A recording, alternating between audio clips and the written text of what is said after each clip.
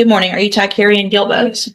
Excuse me. And this is 21-36753.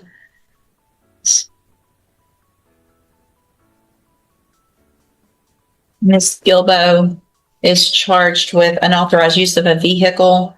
2021. Yeah. What is the announcement? If we could get one more reset, Your Honor. I have met with her. We have received an offer from the state. We just need to have some time to review, and we'll be prepared to do something. Sure. I'm going to do a normal. Any issues? No, Judge, and the other two co-defendants have been disposed of. Okay. Thank you. I'm going to reset your case about 30 days or so. Make sure you call, make an appointment, visit with Ms. Holmes before that next court day. Okay. Yes. All right. Y'all free to go. Knock on wood. It's supposed to All right, sir, are you Aaron Shetley? Yes, ma'am. Again, and so Mr. Shetley, in cause number 24, DCCR 0776, you're charged with the third-degree felony offense of assault, family violence violation from October 22nd of 2022. And what that means, sir, is that if you go to trial and you're found guilty, the range of punishment would be between 2 years and up to 10 years in prison. Do you understand? Yes, ma'am. And I have here a plea bargain rejection that you've signed that shows that the district attorney's office has made an offer if you wanted to enter a plea of guilty in your case. Just a part, Judge. I didn't put a term. Okay. We did. We've heard probation. Okay. So for deferred probation, which is, I'm sure you've talked with your attorney, is a type of probation where you don't have a felony conviction on your record if you successfully complete it. You have every right to reject that offer and have your case set for trial. I just want to make sure you understand what the possible consequences are if you go to trial and what your options are if you wanted to plead guilty. And do you want that? Yes, ma'am. And do you want to reject that offer and have your case set for trial? That's correct. All right, we'll get it set for trial. Obviously, if something changes with any negotiation, y'all let me know as quickly as you can before trial. All right, thank you, sir. Stay in touch with us. Walker, he'll let you know when to come back. The paperwork on that? She was standing outside. I think they called her name. I know they called her name. Called her name? Yeah. Okay, all right. No, her name was called, and I guess I can explain it to her in a minute. Okay. Yeah, just All right. give me just a second. We need a sentencing on Timoteo Castaneda, please. Good morning, sir. Are you Timoteo Castaneda? And Mr. Castaneda was previously in court, entered a plea of guilty to indecency with a child by sexual contact. I've received the pre-sentence report. Has everyone had an opportunity to review that report? We have, Your Honor. No additions or corrections. Same Penn State, Your Honor. All right, any reason not to go forward with sentencing? No, Your Honor. No. All right, sir, I'm going to find that you previously entered your plea of guilty freely and voluntarily. Find sufficient evidence to find you guilty. However, I'm going to follow the agreement that you made with the district attorney and defer all proceedings and place you on probation for 10 years. You're ordered to pay a $500 fine and to follow all of the rules and conditions of probation. That will include being on the sex offender caseload and following through with any required treatment. They will also do a substance abuse assessment to see if there's any treatment needed for that. Whether you think you need it or not, if they say there's treatment needed, you will be ordered to with any recommendations. You're also to abstain from the use of all intoxicating substances, including alcohol. If there's any issues with your ability to do that, talk to probation and they'll get you the help that you need. Finally, in addition to the other regular conditions, you will have no contact at all with Saul Villalobos. That's obviously in person. That's through any other means. You can't send messages, electronic contact, anything like that. If you do everything that you're supposed to correctly on your probation, then this is a great opportunity because at the end of your probation, the case will actually be dismissed and you won't have the felony conviction on your record. The other side of that, however, is if you violate any condition of probation, you can be brought back into court and you can be facing a sentence anywhere in the range of punishment, which is between 2 years and up to 20 years. Do you understand? Yeah, it's fine. You already signed and went over the sex offender registration requirements paperwork. It is very important that you keep up with that and make sure that you're registered appropriately at the right place, right time every year, okay? I'm handing you the trial court certification that shows that this was an agreement that I followed, and so you've waived your right to appeal. You just need to have a seat here in the courtroom. Probation will call you up to her desk when she's ready to go over your paperwork. All right, good luck to you, sir. Thank you. Thank you, Judge. Let's, Janisha Jackson, Ms. French. I'm signing it now, Your Honor. There was a glitch with the tablet. Oh, I'm sorry. Let me, I'll hold that a minute because they'll have to do fingerprints and everything. Just have a seat. Watch for the clerk. She'll call you up in just a minute. What about Autumn Payne? Good morning. Are you Autumn Payne? Yes, ma'am. And will your client waive the formal reading of the indictment? She did, Judge. Ms. Payne, in cause number 25, DCCR 1142, you're charged with a state jail felony offense of criminal mischief from July 19th of 2025. And how do you plead to that charge? Yes. Are you pleading guilty freely and voluntarily? Yes. And are you pleading guilty because you actually did what they charged you with? Speak up, please. Yes, ma'am. I have here on the tablet some documents that have your signature on them, but the state's marked as exhibit number 1. Before you signed these, did you go over them with Mr. Lewis? Do you fully understand them? And do you understand, if I follow the agreement that you've made with the district attorney, that you will be waiving or giving up any right to appeal? So you can't change your mind if I follow the agreement. Yes. And it looks like the agreement is for a 5-year deferred probation. There would be a $500 fine.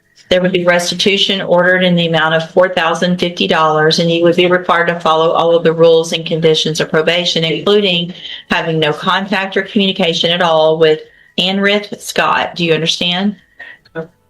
Do you also understand, if you're not a U.S. citizen, that a plea of guilty or no contest may result in your deportation, exclusion from admission to the country, or denial of naturalization under federal law? State tenders number 1. No objection, Judge. It's admitted. Is there any evidence that Ms. Payne is not competent? Okay. And based on the fact that it's a state jail and you have that restitution, is there any reason not to go forward with sentencing and waive that report? Not at all, Judge. In fact, I was going to suggest that my records only show a 2021 arrest now for UUMV, but other than that, no other criminal history. All right, so Ms. Payne, I'm going to find that you entered a plea of guilty freely and voluntarily. Find that you're mentally competent and you understand the nature and the consequences of your plea. I'm going to waive the pre-sentence report, find sufficient evidence to find you guilty. However, I'm going to follow the agreement that you made with the district attorney and defer all proceedings and place you on probation for 5 years. You are ordered to pay the $500 fine as well as restitution in the amount of $4,050. And to have obviously no contact or communication with Anrith Scott. If you do everything you're supposed to on this probation, follow all of the rules and don't have any violations, pay that restitution, then this is an excellent opportunity not have a felony conviction on your record. A felony conviction on your record would change your life very negatively in lots of ways. And so this is a great opportunity. The other side of that opportunity, though, is if you violate any condition of probation, you can be brought back into court, you can be found guilty, so you would become a convicted felon, and you could go to the state jail prison for anywhere between 6 months and up to 2 years. Do you understand? Also, I want to make sure that the restitution is paid first before that fine. Right. I'm handing you the trial court certification that shows this was an agreement that I followed, and so you've waived your right to appeal. And so if you'll just have a seat here in the courtroom, watch for probation to call you up to her desk. She's sitting right over there, and she's going to call you up when she's ready to go over your paperwork. Okay. All right. Good luck to you. Thank you. Thanks. You have Weinberg. So we probably could legitimately do it from the date of arrest. He never got out. Yeah. No, sorry. Good morning. Are you Aaron Shutley? I'm sorry, Terrell Coker. Hold on a second. Miss French on Terrell Coker. I haven't had a chance to visit with Miss French. I've been next door, Mr. Murray, but I just want, I'll hold the case. please, I'll come back. Okay. I want to talk to Miss French. All right, y'all go have a seat. Corey Richardson, Mr. Crenshaw, that's a set for a plea today. Yeah, sure. Are y'all doing Richardson? Good morning. You're Jason Weinberg. Yes. Those type of gym pants is not appropriate for court. You think, Jim Pat? They're not? Uh-huh. Oh, this last coach. Okay. All right. Good. All right. So will your client waive the formal reading of the indictment? He does. Find you.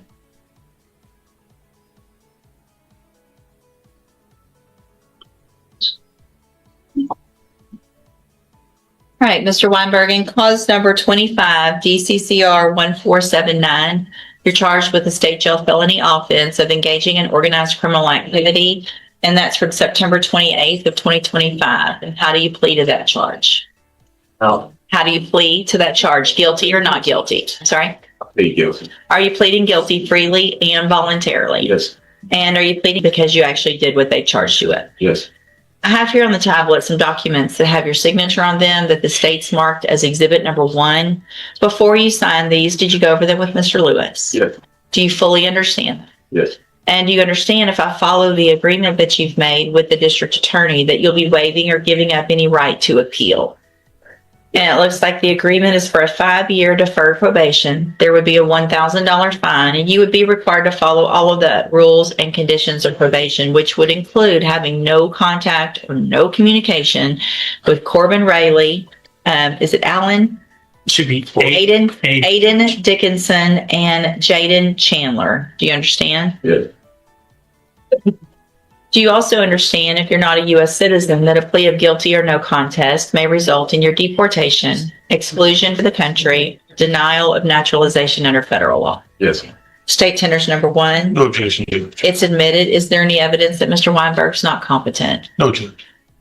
I think just based on the nature of this offense, I'd like to get a pre-sentence report just to see what potential conditions what might need, because based on the age and the nature of the offense. So, Mr. Weinberg, I'm going to find that you entered your plea of guilty freely and voluntarily. Find that you're mentally competent and understand the nature and the consequences of your plea. Find sufficient evidence to find you guilty. However, I'm going to reset your case for sentencing so that the probation department can do a pre-sentence report. That'll give me more information about you and your case, and then we'll come back later for sentencing. You need to stop and talk to probation on your way out of the courtroom today, and she's sitting at that desk right over there. Yes. All right, we'll see you back at sentencing. Thank you. And this is a motion to revoke probation. It looks like Mr. Barlow's on probation for possession of a controlled substance, penalty group 1. Now, what is the announcement? Judge, Mr. Barlow did retain me to represent him over in Harris County in regards to the new law violation, and actually also partially the technicals. As part of that was about living or being in Harris County during that time of the offense. We were in court Thursday. There is a 911 recording that we will have probably either today or tomorrow. That is going to say a lot before it's about whether they're going to proceed with the case over there. And also, honestly, if they're going to file new charges against the complainant. As well as, I think that will also give us a lot of insight into the technical violation of his residence at